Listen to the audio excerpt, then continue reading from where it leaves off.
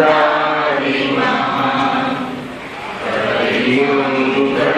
કરિયો મહાન ગ્રંથ કરણ કો કા જ્ઞાતે મિલે સમાન આવે નિજ પ્રગટ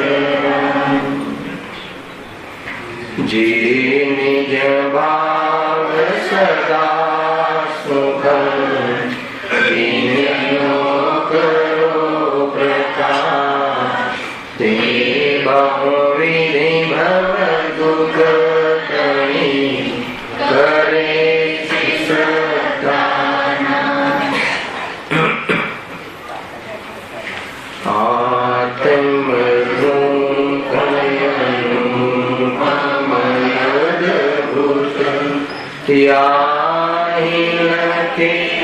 ભવ સિંધુ ધરો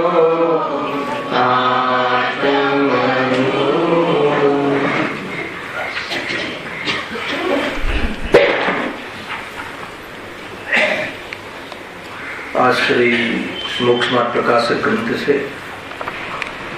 तीया अधिकारों पर अपने स्वाध्याय चालू गए से बीज नंबर से कई से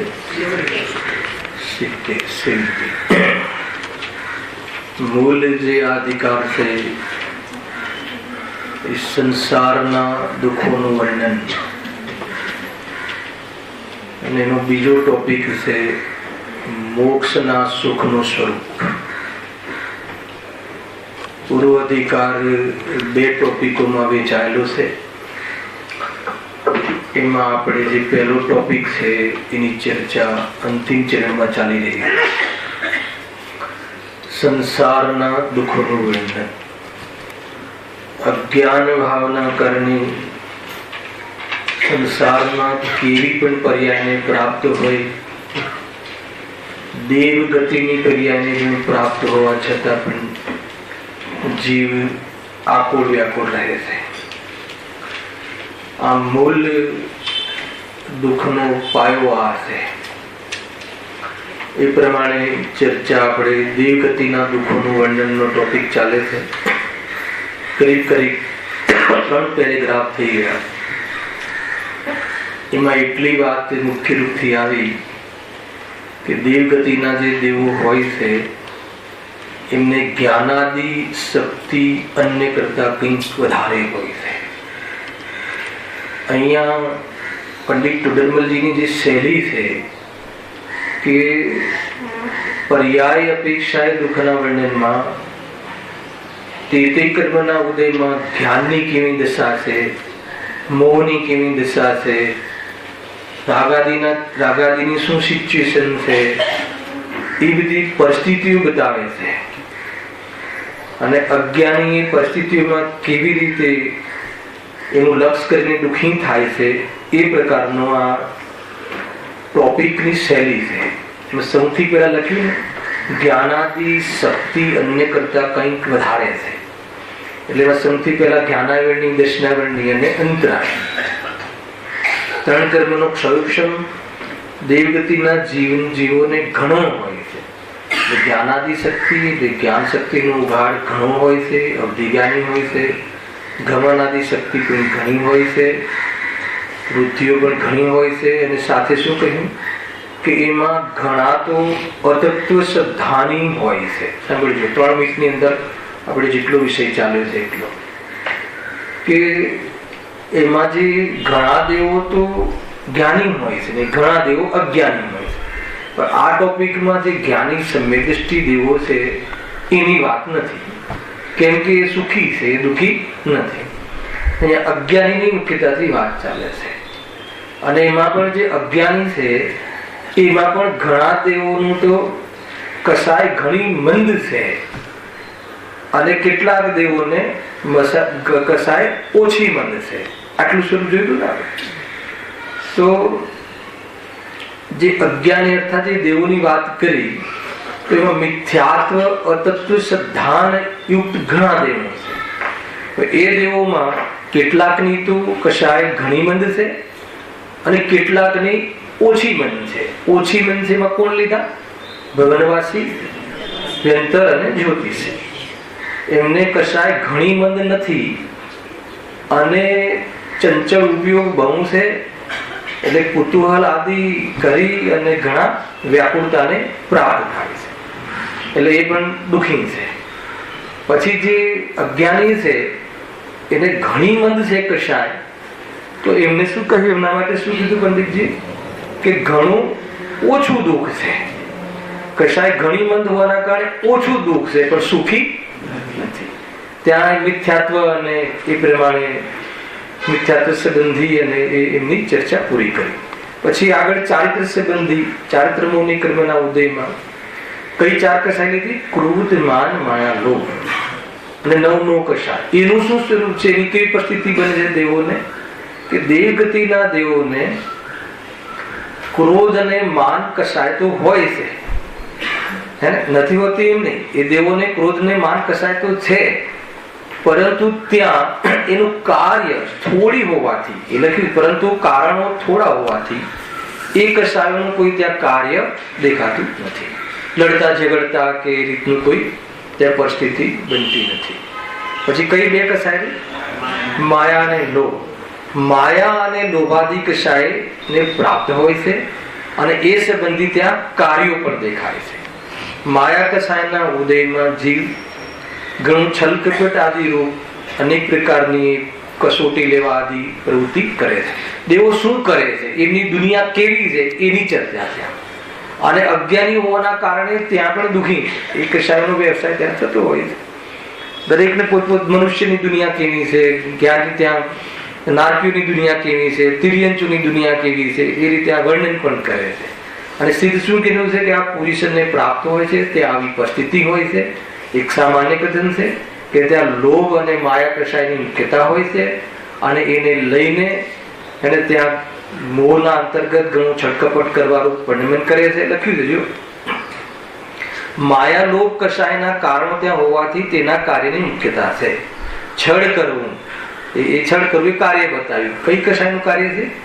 માયા કસાયનું કાર્ય છે છળ કરવું. દેવો છળ કરવામાં નંબર 1 છે. ખ્યાલ? અલગ અલગ પ્રકારે રૂપ ધારણ કરે, બહુ રૂપિયા બની જાય, અનેક પ્રકારથી કસોટી કરવા માટે કે કોઈને છેતરવા અર્થે કેવી રીતે કુતૂહલ કરતા હોય છે. બરાબર છે. બીજું લોભ કસાય. લોભ કસાયનું કામ શું કર્યું? વિષય સામગ્રીની ઈચ્છા કરવી. ઓછી હોય છે વિષય સામગ્રી, ઘણી હોય છે, પણ લોભ કસાયના કારણે અતિ તૃષ્ણાવંત હોય છે અને ઘણી તૃષ્ણા હોય છે. અને તૃષ્ણાના કારણે વિષય સામગ્રી જેટલી હોય એટલી પણ ઓછી ભાષે છે. એટલે બીજી આ બધી મને મળી જાય એવી જાતિની ત્યાં ઈચ્છા રાખે છે. વિશેષ સામગ્રીની ઈચ્છા કરવી ઇત્યાદિ કાર્ય ત્યાં વિશેષ હોય છે. અને એ પણ ઉપરના દેવો ને થોડા હોય છે. એ પણ આપણે આ ગઈકાલે ચર્ચા થઈ ગઈ. હવે 3જો પેરેગ્રાફ, એમાં પણ ચર્ચા થઈ ગઈ. એમાં હવે કઈ કોની ચર્ચા છે? 9નો કસાય. ચારિત્ર મૌનીના ઉદયમાં થતા પરિણામોમાં ક્રોધમાન માયાલોભની ચર્ચા સમાપ્ત થઈ અને પછી 9નો કસાયનું સ્વરૂપ બતાવે છે. 9 કસાયમાં હાસ્ય, રતિ, અરતિ જે છે ને એમાં કઈ કસાયની મુખ્યતા છે? તો લખ્યું હાસ્ય અને રતિ કસાયના કારણો ઘણા હોવાથી તેના કાર્યોની ત્યાં મુખ્યતા હોય છે. એટલે બીજી જે કસાય છે અરતિ, શોક, ભય અને જુગુપ્સા, એ કસાયો તો છે, પરંતુ એવી જાતિની ત્યાં પરિસ્થિતિ નથી બનતી કે એમની એ કસાયો ભડકે. એટલે એમને વિશેષ ઉદય પણ નથી, એવી બહારમાં પરિસ્થિતિ પણ નથી. એટલા માટે એ કસાયોના કાર્ય ત્યાં કંઈ દેખાતા નથી. દેવોને કોઈ ભય ભયને પ્રાપ્ત હોતા નથી. કોઈ અરતિ ભાવ કે ત્યાં એક પ્રકારથી કોઈ દ્વેષવાળા વાતાવરણ, ક્લેશવાળા વાતાવરણ દેવોમાં, દેવગતિના ક્ષેત્રોમાં, એ દેવગતિમાં એવી જાતિના પરિસ્થિતિ નથી હોતી. વિશેષ રૂપે નથી હોતી, ગૌણ હોય છે એમ અહીંયા કહે. પણ ત્યાં રતિના પ્રસંગો, ત્યાં હર્ષના પ્રસંગો, વારંવાર ખુશીના પ્રસંગો, લૌકિક ખુશી, એ બધા પ્રસંગો ત્યાં વિશેષ હોય છે. એને વારંવાર જેમ કે અહીંયા પાર્ટી એરેન્જ કરે ને કઈ હોય પાર્ટી, એમ ત્યાં પાર્ટી બધું બહુ એરેન્જ હોય છે. હે એ રીતનું ત્યાં સારી પરિસ્થિતિ હોય છે. બીજું કરવાનું શું? કર્મભૂમિ તો છે નહીં, ભોગભૂમિ છે, કમાવાની જરૂર નથી. પુણ્ય પ્રમાણે ધડક મળી ગયું હોય છે તો એને ભોગવવાનું અને આત્મજ્ઞાન છે નહીં જે જીવોને. સ્વપરના ભેદ વિજ્ઞાનનું પણ બહુ વિશેષ પ્રકારનું ચિંતન મનન નથી હોતું, એવા દેવો આવી બધી ભોગવૃત્તિઓમાં પરોવાયેલા રહે છે, આસક્ત રહે છે, અને એને લઈને ઘણા દુઃખી થાય છે. સાચું સુખ મળતું નથી ને ભ્રમથી ત્યાં દુઃખી રહે છે. તો એમાં એ 9 કસાયોમાં અરતિ, શોક, ભય અને જુગુપ્સા એના કારણો થોડા હોવાથી તેના કાર્યોની ત્યાં ગૌણતા હોય છે, એ બહુ કાર્ય દેખાતા નથી. હવે જે વેદનું પરિણામ છે એ પણ ત્યાં હોય છે, એની ચર્ચા કાલે પણ અહીંયાથી છોડી હતી. તો ત્યાં વેદ પરિણામ, સ્ત્રી વેદ, પુરુષ વેદ આદિ જે હોય છે ત્યાં નપુંસક વેદ હોતું નથી. બરાબર છે? તો એમાં લખ્યું કે તથા સ્ત્રી પુરુષ વેદનો ત્યાં ઉદય છે, વેદ પરિણામ છે ત્યાં. એ સ્ત્રી આદિ પણ હોય છે, એટલે અપ્સરાઓ, દેવીઓ પણ જે પણ એ બધું ઇન્દ્રાણી આદિ તે બહારના સંયોગમાં એવી વ્યવસ્થા પણ હોય છે, અને રમવાના એટલે નિમિત્ત પણ હોય છે, ને એવી જાતિનું કામ સેવનની પ્રવૃત્તિ પણ હોય છે. ત્યાં આ બધું હોય છે, ત્યાંની એક આ લીલા છે એ બતાવે છે અહીંયા પંડિતજી. એ કસાય પણ ઉપરના દેવોમાં મંદ હોય છે. અહમિન્દ્ર દેવોમાં વેદની મનતા હોવાથી કામ સેવનનો પણ અભાવ. કેટલી વાત કરી જુઓ, ત્યાં કામ સેવનની પ્રવૃત્તિ હોય છે, વેદ કસાયનો ઉદય પણ હોય છે, અને એમાં ત્યાં પરિસ્થિતિ કાલે બતાવી હતી કે કેવી રીતે હોય છે કે જે ભવનવાસી આદિ જે 3 દેવો છે, 3 જાતિના અને 2 સ્વર્ગ સુધીના મુખ્ય રૂપથી ત્યાં જે મનુષ્ય ગતિમાં જેવી રીતે ભોગ વાસના ને ભોગવવાની જે પ્રવૃત્તિ હોય છે એ પ્રમાણે જ હોય છે. પછી આગળના દેવોમાં જેમ કે ખાલી રૂપને દેખે અને કામ સેવન એને શાંત પડી જાય છે, પછી ખાલી વિચાર કરે અને કામ સેવન શાંત પડી જાય છે. તો ત્યાં સુધી તો આગળ અને છેલ્લે શું કહી દીધું, જે કલ્પાતીત દેવો છે, આ કલ્પભાષી દેવો છે, કલ્પોત્પન્ન દેવો જે છે એને 16 સ્વર્ગ સુધી, તો ત્યાં કલ્પના કરી અને કામની જે સેવના હોય છે એને શાંત કરી નાખે છે. ઉપરના જે દેવો હોય છે 16 સ્વર્ગ સુધીના, એ કલ્પનાઓમાં સેવન કરે અને એ પ્રમાણે એનું સમન થઈ જતું હોય છે પરિણામ. પણ જે કલ્પાતીત છે, કલ્પાતીત એટલે કયા રહ્યા, નૈમિક વિવેક વાળા દેવો, અને એના ઉપર 9 અનુદિશ દેવો અને 5 અનુત્તર વિવાનના દેવો, એ બધા જે દેવો છે એમાં એ દેવોમાં કામ સેવન, એ લખ્યું ને કામ સેવનનો પણ અભાવ હોય.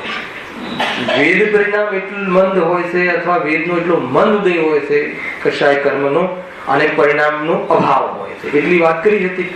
તો એમાં 2 વિભાગ કર્યા હતા, સાંભળજો. અહીંયાથી આપણે થોડું ચર્ચામાં લીધું છે કે હાલ કોઈ જ્ઞાની અજ્ઞાનીની વાત ના કરતા ખાલી અજ્ઞાનીને લઈએ, તો અહીંયા અજ્ઞાનીમાં જે વેદ કશાયના પરિણામ છે તો એ નીચેના દેવોને તો વિશેષ હોય છે, અને એના ઉપરના દેવોને મંદ થતું જાય છે, અને નૈમિક દ્રવ્ય સુધી આવે.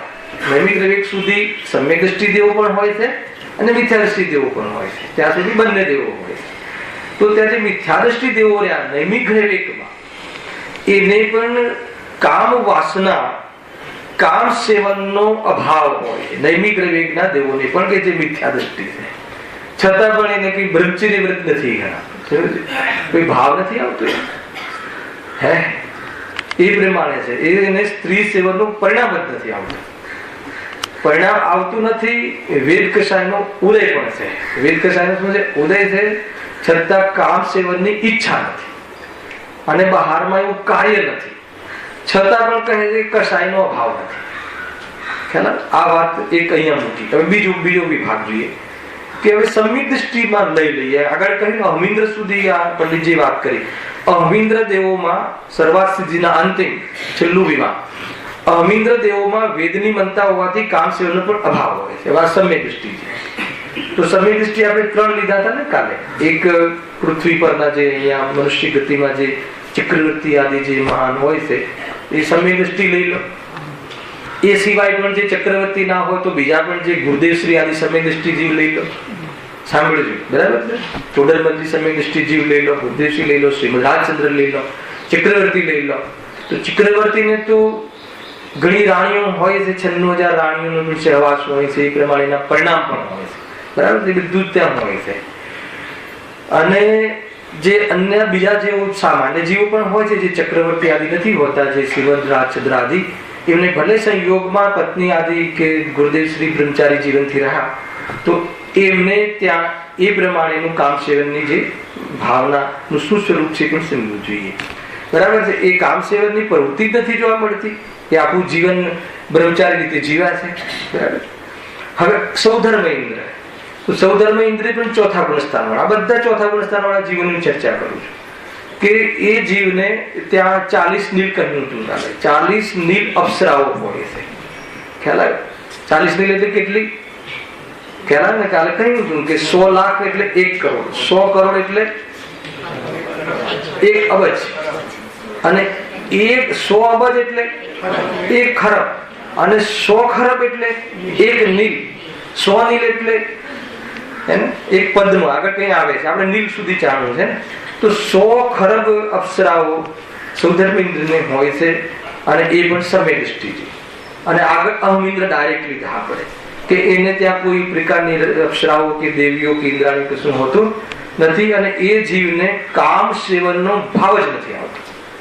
તો આ પ્રકારના કહ્યા. હવે આને કઈ રીતે લેશો તમે કે કામ સેવનનો ભાવ ન આવો છતાં જે આ બધા જ લેવલના જીવો છે, આજે સમય દૃષ્ટિ લીધા, એ જે કસાય છે, કસાયની જે લેવલ છે એક સરખું, એટલે અનંતાનુગમથી કસાયનો અભાવ અને અપ્રત્યાખ્યાનોને કસાયનો ઉદય, આ બધા પણ પ્રવૃત્તિમાં અંતર છે. એક 96,000 રાણીની વચ્ચે છે, એક 40 રાણીની વચ્ચે છે, એક બહારમાં મનુષ્ય જીવનમાં પણ લગન આદિથી નથી, અને એક હમિન્દ્ર એને તો કામ સેવનનો ભાવ જ નથી. તો આ બધા જ જીવો પાછા કયા કહેવાય? અવૃત્તિ, સમ્યક દ્રષ્ટિ, અસંયમી, અને અનુવૃત્તિ પણ ના કહેવાય. ખ્યાલ? નીચે 5મા ગુણસ્થાન વાળા જીવને કેટલા બી ભોગ વિલાસના પરિણામ દેખાય, અને અહીંયા અહમિન્દ્રને રંચ માત્ર પણ ભોગ વિલાસનો ભાવ ના દેખાય, કોઈ પણ પરિણામ ના દેખાય. અને ત્યાં નીચે ભૂમિકા અનુસાર 5મ ગુણસ્થાનમાં પણ એને ભૂમિકા અનુસાર પરિણામ દેખાય, છતાંય 5મ ગુણસ્થાન વાળો જે પવિત્ર વધારે કહેવાય.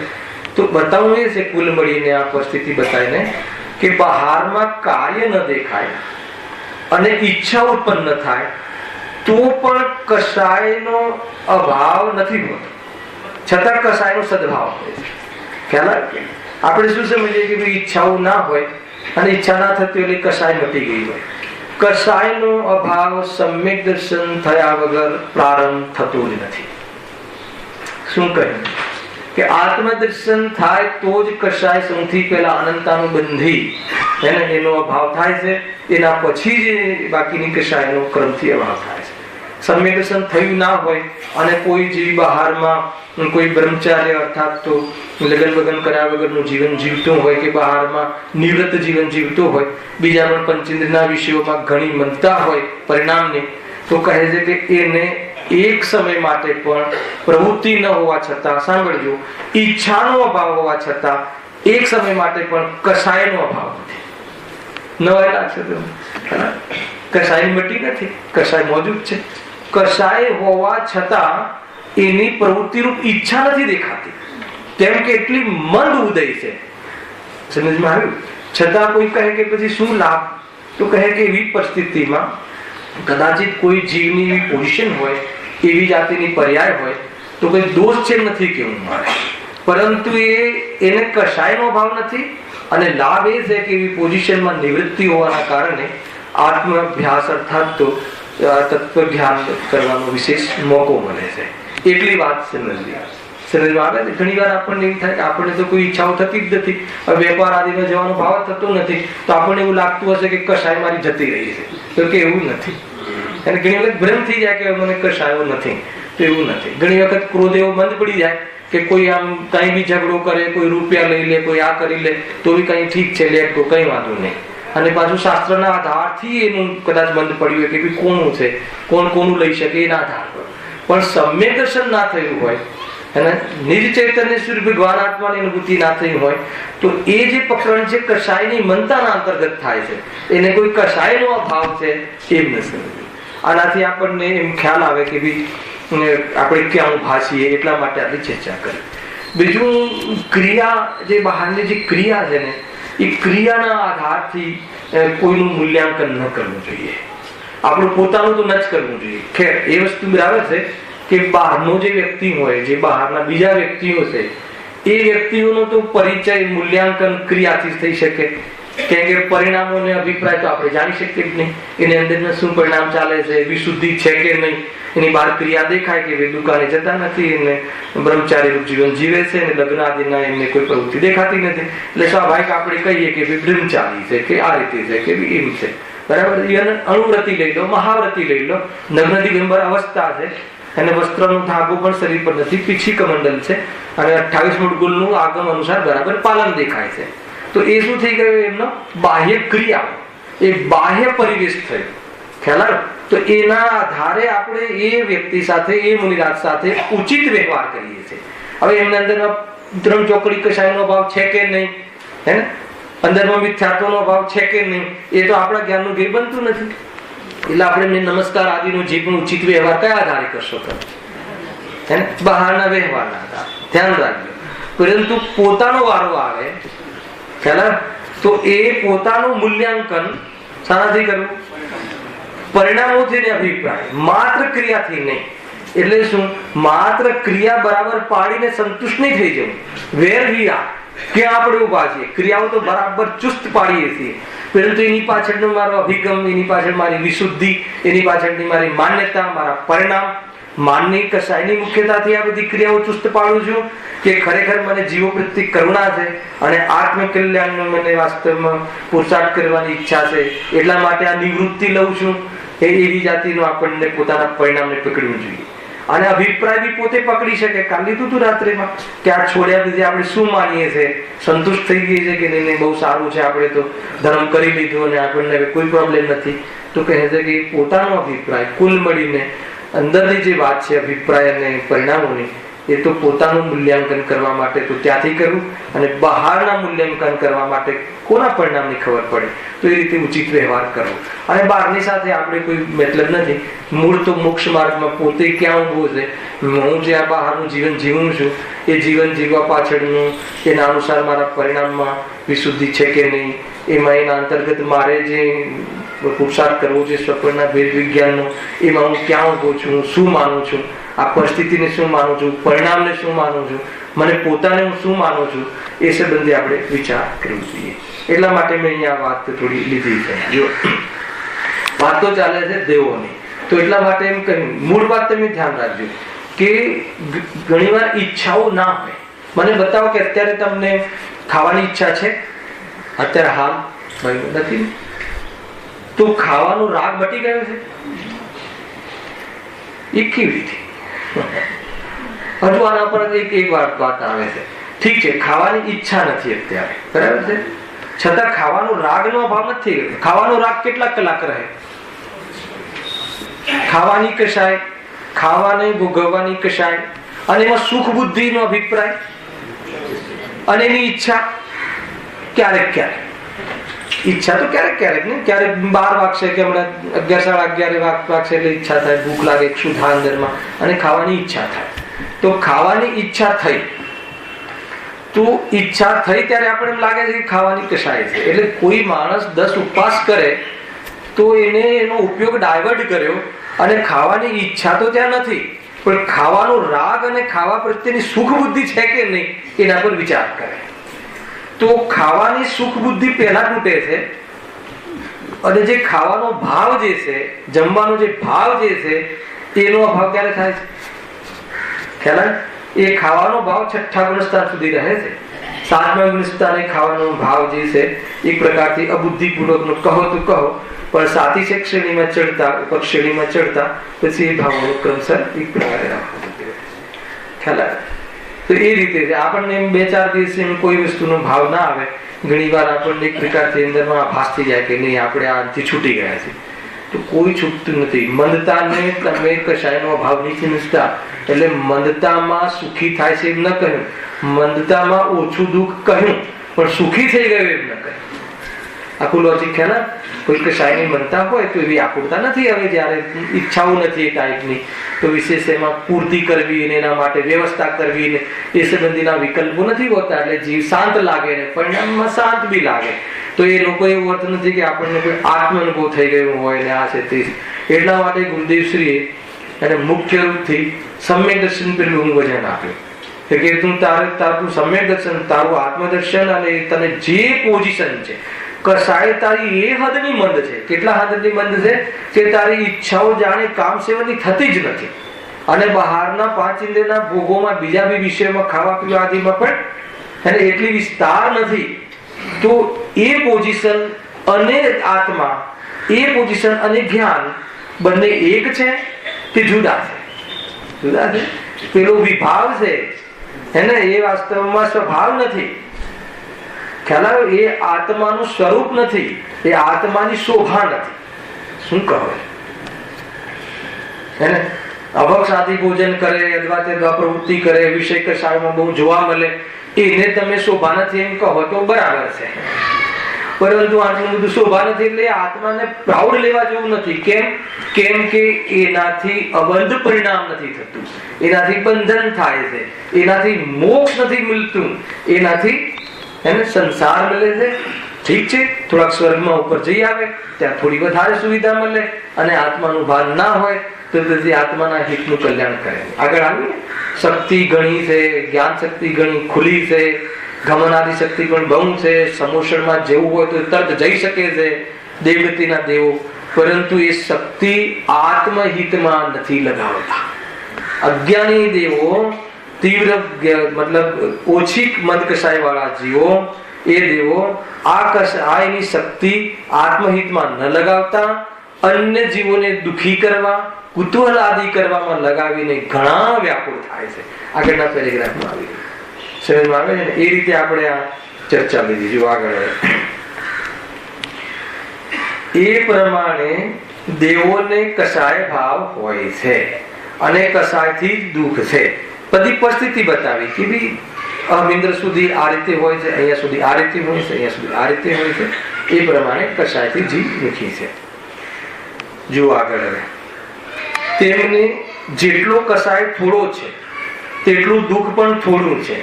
તેથી અન્યની અપેક્ષાએ તેમને સુખી કહીએ છીએ. શું કહ્યું? લોકમાં પણ સુખી કહેવા પાછળ અથવા સુખી થવા પાછળમાં કસાયનો જ રોલ છે, બીજો કોઈ રોલ નથી. ગજબ છે આ. તમે એક મનોવિજ્ઞાન અર્થાત આ તમે સૈદ્ધાંતિક વાત સમજજો. શું કહ્યું? લોકની અંદર પણ જે સુખી કહેવાની પદ્ધતિ છે, લોકની અંદર પણ જે હું સુખી છું એ કહેવાનો જે વ્યવહાર છે, એ કહેવા પાછળ અજ્ઞાનીને પણ સુખી કહેવાની જે પદ્ધતિ છે, એમાં એમ ન કહ્યું કે એને નિરોગી શરીર છે એટલે સુખી છે, બહારમાં ઘણી સામગ્રી છે એટલે સુખી છે, એમ ન કહ્યું. શું કહ્યું? જો તેમને જેટલો કસાય થોડો છે એટલે મંદ છે, તેટલું દુઃખ પણ થોડું છે. તેથી અન્યની અપેક્ષાએ તેમને સુખી કહીએ છીએ. દેવગતિના જીવોને કોની અપેક્ષાએ કહીએ છીએ? જો એક સામાન્ય કથન કરું છું તમને કે નરકોમાં જીવ દુઃખી છે અને સ્વર્ગોમાં જીવ સુખી છે. આ એક સામાન્ય કથન શાસ્ત્રમાં પણ હોય છે. સ્વર્ગમાં ઘણું સુખ છે અને નરકમાં ઘણું દુઃખ છે. તો એ મને બતાવો કે કયા આધારે કહ્યું છે? ખ્યાલ? કેમ કે જો શરૂઆત કેવી રીતે કરી, ત્યાં નરકોમાં એમ કહ્યું કે ત્યાં ક્રોધ અને માન એની તીવ્ર કસાય હોય છે, અથવા નરકોમાં તીવ્ર ઈચ્છા હોય છે. સુધાની તો એટલી ઈચ્છા હોય છે, એટલી ઈચ્છા હોય છે કે કેટલું 3 લોકનું અનાજ ખાઈ જાય. ખ્યાલ આવ્યો?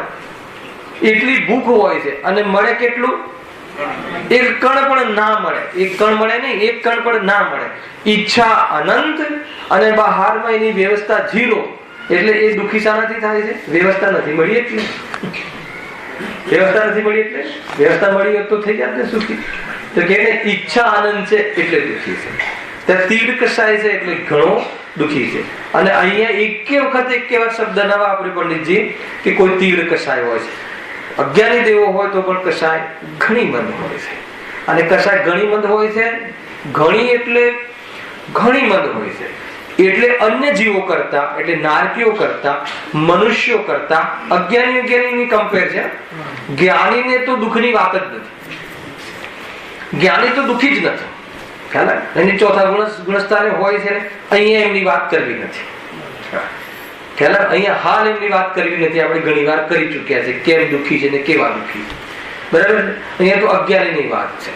તો અહીંયા મનુષ્ય આદિ કરતા, મનુષ્ય, તિર્યંચ અને નારકી, એ ત્રણ જીવ જે ગતિના જીવો છે એની અપેક્ષા દેવ ગતિના જીવો જે કસાય છે, ચાહે અજ્ઞાની હોય તો પણ ઘણી મંદ છે.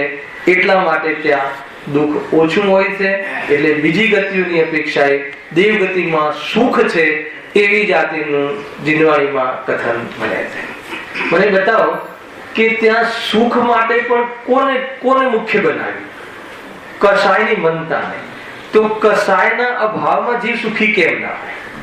જ્યારે કસાયના મનતામાં જીવ સુખી હોય છે અથવા થોડો દુઃખી હોય છે, બહુ દુઃખી નથી હોતો, એનો અર્થ એ થઈ ગયો કે કસાયના અભાવમાં જીવ સાચો સુખી થાય છે.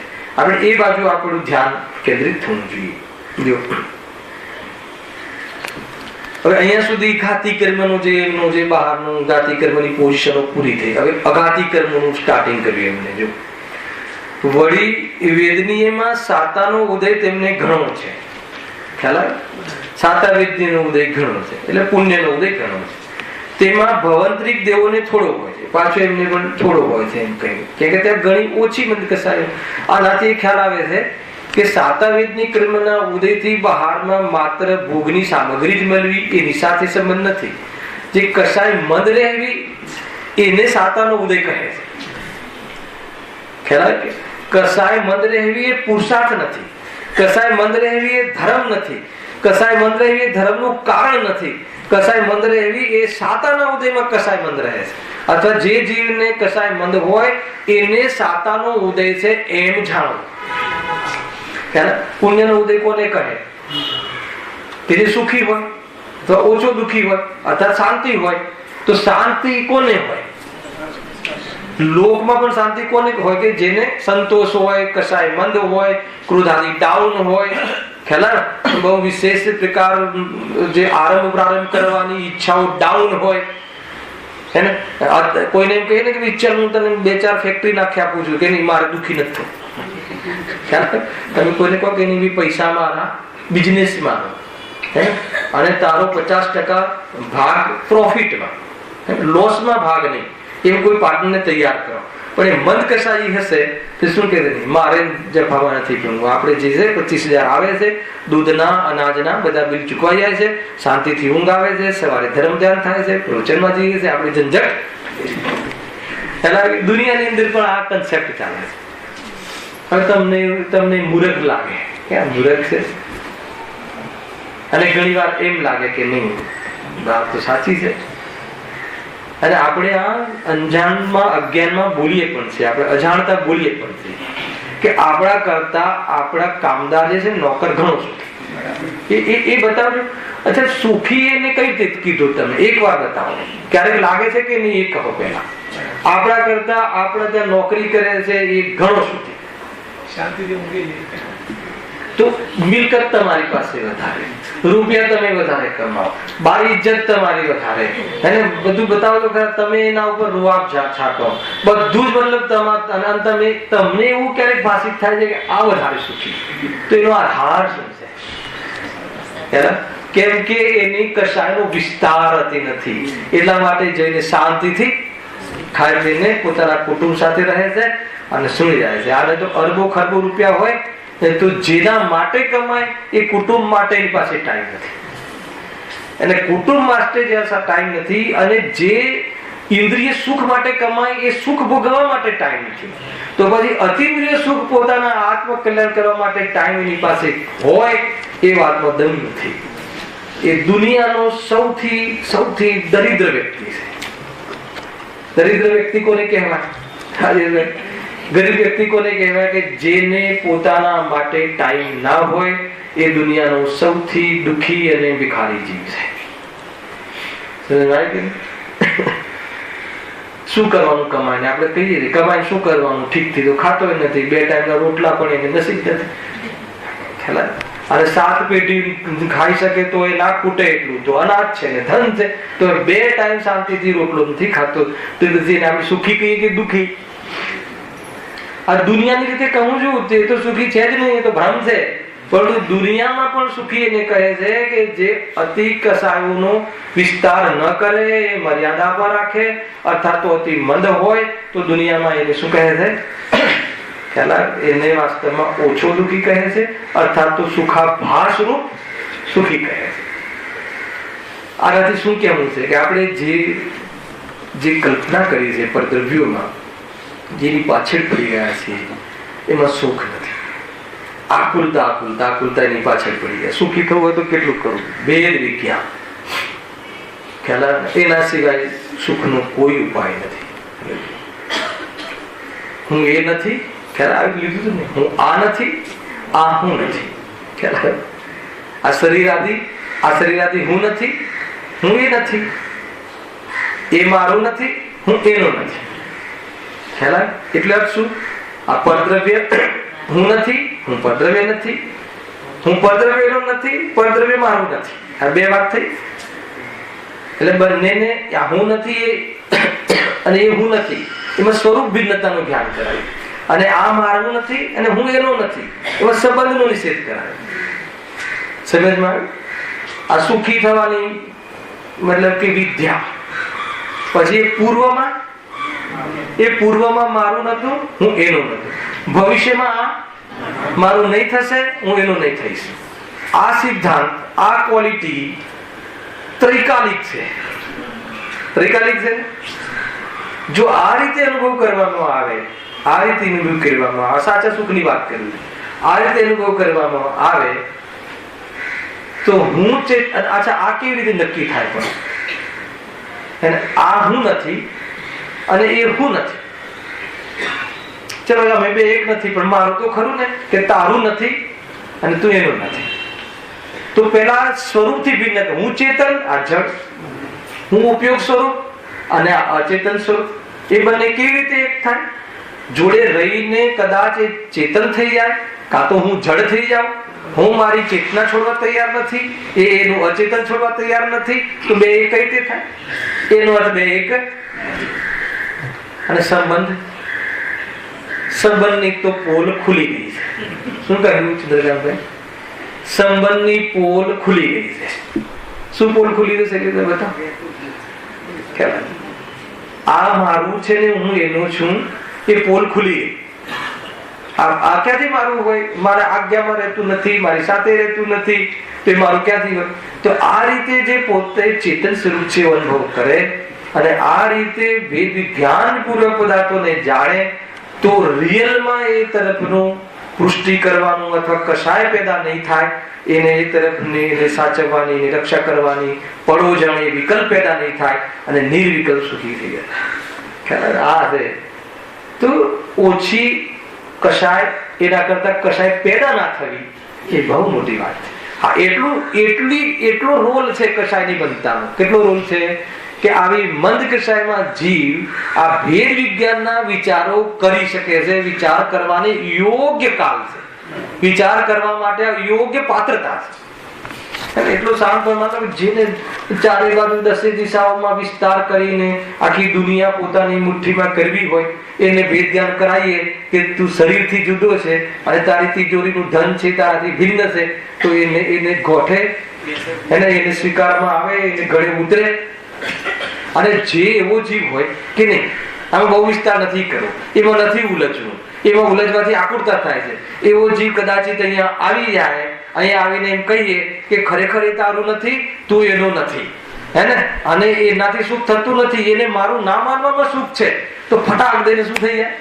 હા, વાત સાચી છે, વાતમાં કંઈક દમ છે, તો એ બાજુ નથી ચાલે. બહુ જોરદાર વસ્તુ છે ભાઈ. ને આપણે પર પદાર્થો સાથે શું કરીએ છીએ કે તરત જ રિલેશન જોડી દઈએ. રિલેશન, કારણ કાર્ય. સવારે પંડિતજી જોડે વાત થતી હતી કે દુનિયાની અંદર નિમિત્ત નૈમિત્તિક સંબંધો બહુ છે. બધું જે આપણને દેખાય છે નિમિત્ત નૈમિત્તિક. આપણે પંખો ચાલુ, ત્યાં સ્વિચ ચાલુ કરીએ એટલે પંખો થાય. સ્વિચ જુદી, પંખો જુદો.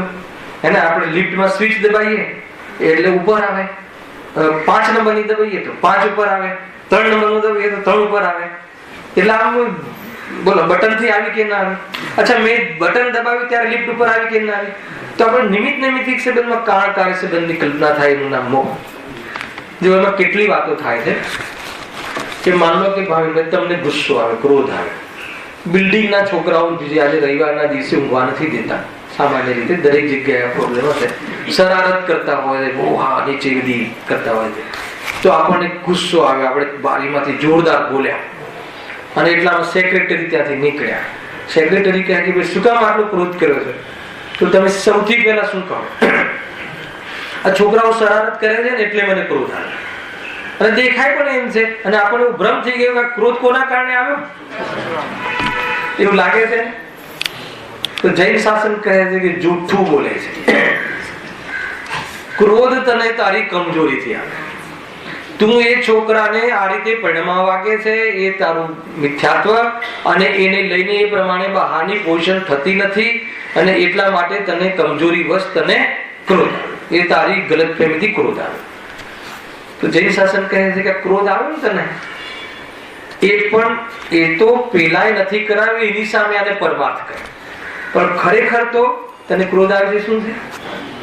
એ તો ક્રોધ આવ્યો છે, એ તો વિભાવ છે, હું નથી. ખ્યાલ? એ તો સ્વભાવ, એ તો દુઃખરૂપ છે, એટલે હું નથી. એ તો અહીંયાથી આગળ વધે છે. તો કે જ્ઞાન થયું.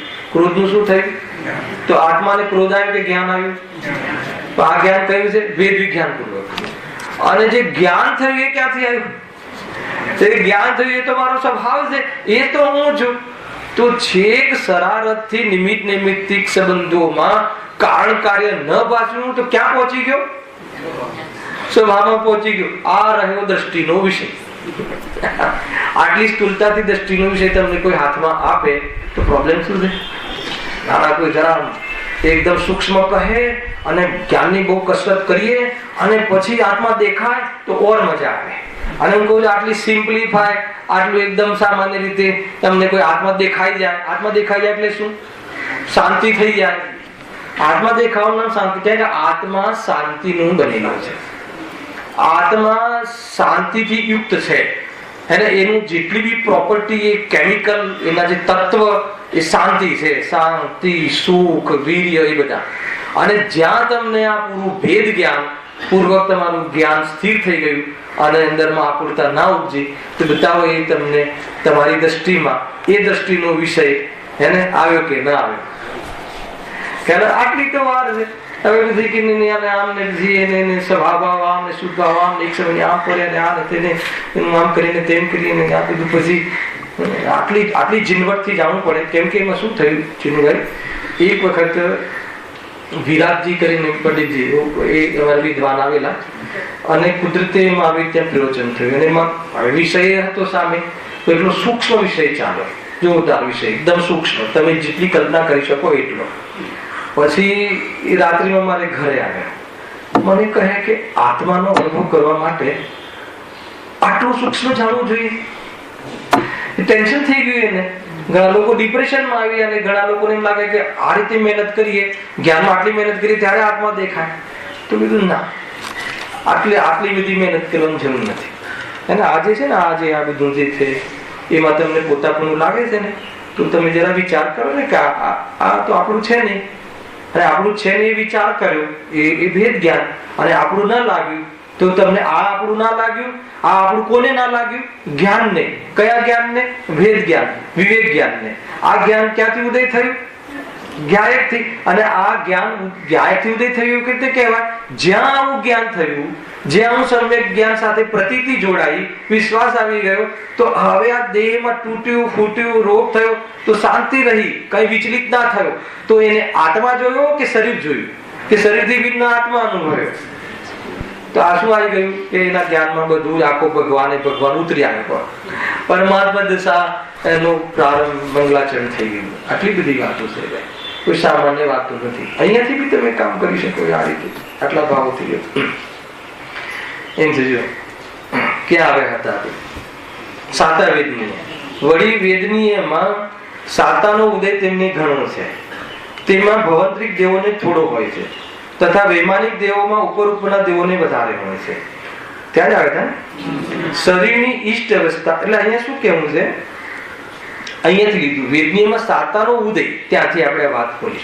સાતાના ઉદયની સાથે કોની જોડે કનેક્શન કર્યું? ના, સંયોગનો નહીં. સાતાના ઉદયમાં જ્યારે તમને સંયોગો ઘણા મળે એને પણ સાતાનો ઉદય કહે છે. અર્થાત તો આત્માની ઈચ્છાઓની પૂર્તિ કરવા અર્થે બહારમાં ઘણી અનુકૂળતાઓ મળે તો પણ એને એક પ્રકારથી ઉદ્ગલ વિપાકી સાતાનો ઉદય કહે છે, પુણ્યનો ઉદય કહે છે. પરંતુ ત્યાં પણ પરમાર્થી પુણ્યનો ઉદય ક્યારે કહેવાય કે એ ઈચ્છિત ભોગ કરે અને ઈચ્છિત ભોગ કર્યા પછી બી કસાય શાંત પડે, કસાય શાંત થાય અને આકુરતા ઓછી થાય તો એને ખરેખર સાતાનો ઉદય કહેવાય. ખ્યાલ? એને સાતાના ઉદયરૂપ સુખ કહેવાય, પણ એને સાચું સુખ ના કહેવાય. કેટલી વાતો કરી આટલામાં? કોઈને ખ્યાલ આવ્યો કેટલી બધી વાતો થઈ આમાં?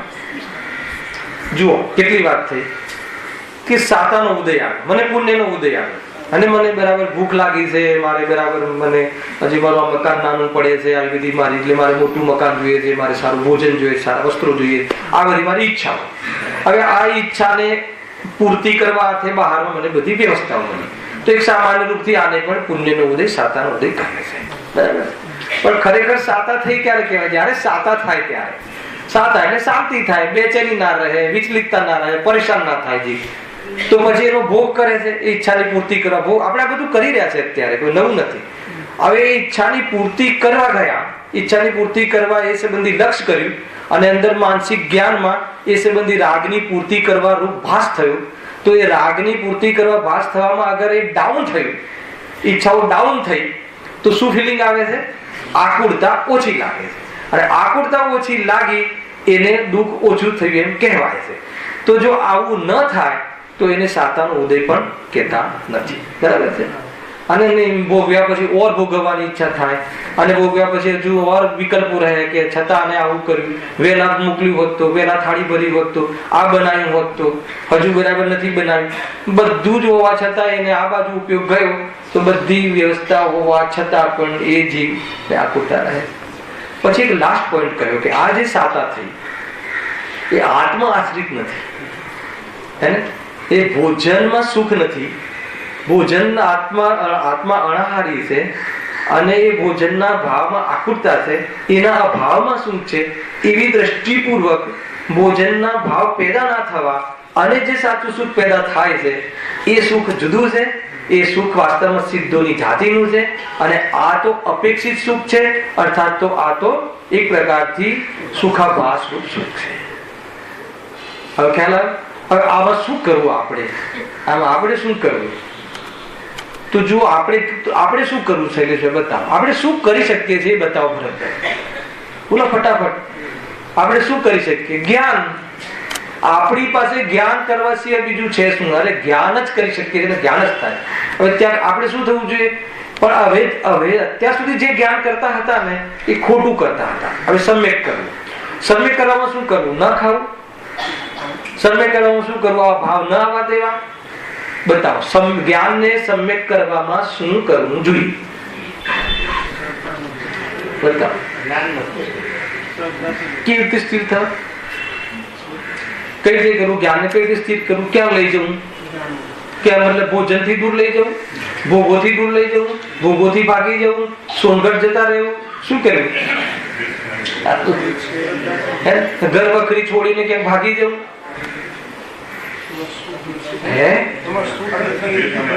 જો મેં કેટલી વાત કહી કે આપણી પાસે જ્ઞાન છે, બરાબર? પ્રયોગમાં લેજો. અને મને ભાઈ માત્ર દૈવગતિના દુઃખોનું વર્ણન કરવામાં એટલો રસ નથી, દુઃખોના અભાવ કરવામાં રસ છે.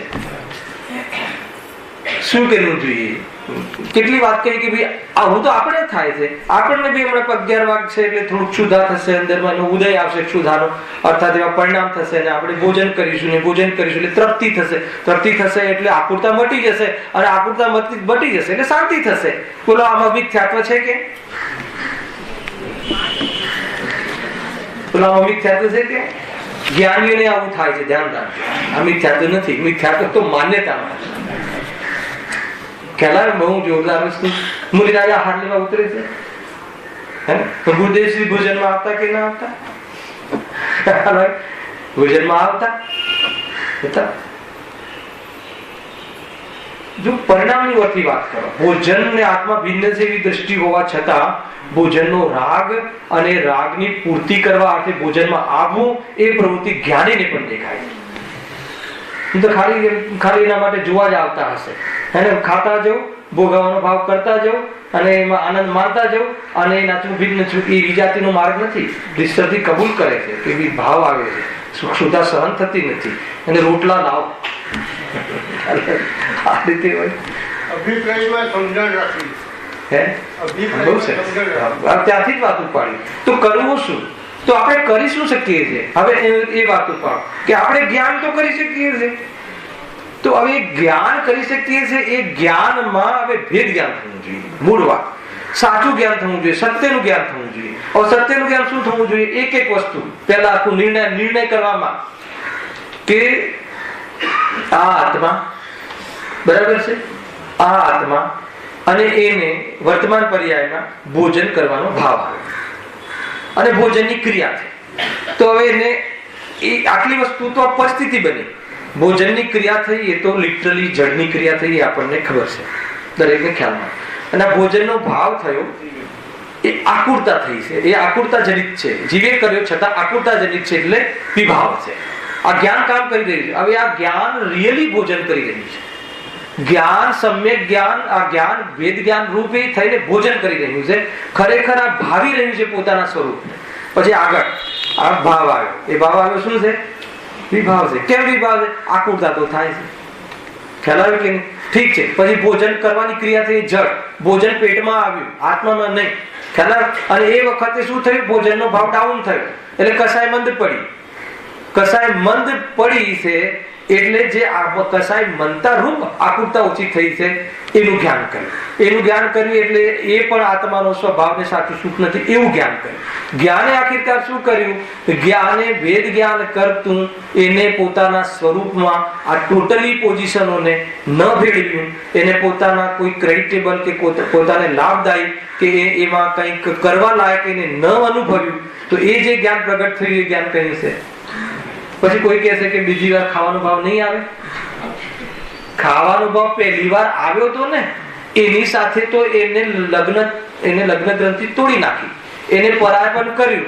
તો બીજી વાર આવા છતાં આવું આજે પરાયપન છે ને એ પરાયપન જ કેળવાય છે. અને આવું પરાયપન કેળવાય એટલે બહારમાં જે ખાવા પીવા સંબંધી કશાયો સીમિત થાય છે. ખાવાનો ભાવ આવે તો વિવેકરૂપ ભોજન આદિના પરિણામ આવે છે. અને ધીરે ધીરે એવી ક્વોલિટીના થઈ જાય છે કશાય ભાવ કેવા કે કદાચિત ભોજનનો ભાવ આવે તો દિવસમાં એક વાર આવે. કઈ અવસ્થા? મુનિ દશા. અને પછી એના પછી બી એ ભાવ સાથે બી એ જ ક્વોલિટીનું પરાયપન થતા એ ભાવ પેદા થતો નથી, ની શ્રેણીમાં ચાલે જાય છે. આ એક આત્મા અહીંયાથી પરમાત્મા જાય છે. તો આ શું કર્યું આત્માએ? આ રિયલ કાર્ય કર્યું. આ રીતે ચંદ્રકાંત તમે આને બહુ ફોડીને વિચાર કરજો, સમજો કેવી રીતે થાય. વાત તો આપણે આ લીટીની ખોલી કે વેદનીયમાં સાતાનો ઉદય તેમને ઘણો છે. તો ખાલી એટલું જ મેં પૂછ્યું કે સાતાનો ઉદય ઘણો છે દેવગતિમાં. અચ્છા, બીજે શું કીધું કે જેમ જેમ ઉપર જાય એ સાતા વેદનીનો ઉદય ઘણો છે. જેમ જેમ ઉપર સ્વર્ગોમાં જઈએ એમ સુખ ઘણું છે, એમ સુખી ઘણું છે અથવા દુખી ઓછો છે. અને જેમ જેમ ઉપર જાય છે જઈએ સ્વર્ગોમાં એમ સામગ્રી ઓછી છે. સામગ્રી ઓછી છે, કસાય ઘણી મંદ થતી જાય છે. એનો અર્થ એ થઈ ગયો કે સાતાનો ઉદય એને કહેવો કે કસાય મંદ થાય. આમાંથી એ નીકળે. ખ્યાલ? અને સાતાના અભાવમાં, સાતા અસાતાના અભાવમાં જે ઉત્પન્ન થાય એ રિયલ સુખ છે. ખ્યાલ? સંપૂર્ણ કર્મોના અભાવમાં જે વિતરાગતા પેદા થાય એ ખરેખર સાચું સુખ છે. જુઓ, ખ્યાલ આપણે તો અહીંયા દેવોની વાત ચાલે છે ને, લઈએ જરા. વળી વેદનીયમાં સાતાનો ઉદય તેમને ઘણો છે. તેમાં ભવંતરિક દેવોને થોડો હોય છે. તથા વૈમાનિક દેવોમાં ઉપર ઉપરના દેવોને વધારે હોય. સાતાનો આવે ને ઉપર ઉપરનો વધારે હોય. શરીરની ઈષ્ટ અવસ્થા તથા સ્ત્રી મકાન આદિ સામગ્રીનો સંયોગ હોય છે. એ પણ વાત થઈ ગઈ. આ બધી પરિસ્થિતિ. કદાચિત કિંચિત અસાતાનો ઉદય પણ, જો કેટલી વાત કહે છે, કદાચિત કિંચિત કોઈને અસાતાનો ઉદય પણ કોઈ કારણથી તેમને હોય છે. પણ ત્યાં અસાતાનો ઉદય શું હોય વિચાર કરો. અને આપણી પાસે તો આગળમાં આધાર છે. દેવગતિમાં જઈને આવ્યા પણ યાદ નથી, એને યાદ છે. પણ ત્યાં અસાતાનો ઉદય શું હોય ખ્યાલ કે ત્યાં વિષયનું સુખ તો ઘણું છે, પણ ઇન્દ્રોની ગુલામી ઘણી છે. ખ્યાલ દેવગતિમાં એને વિષયનું સુખ તો ઘણું છે, પરંતુ ઇન્દ્રોની ગુલામી ઘણી છે.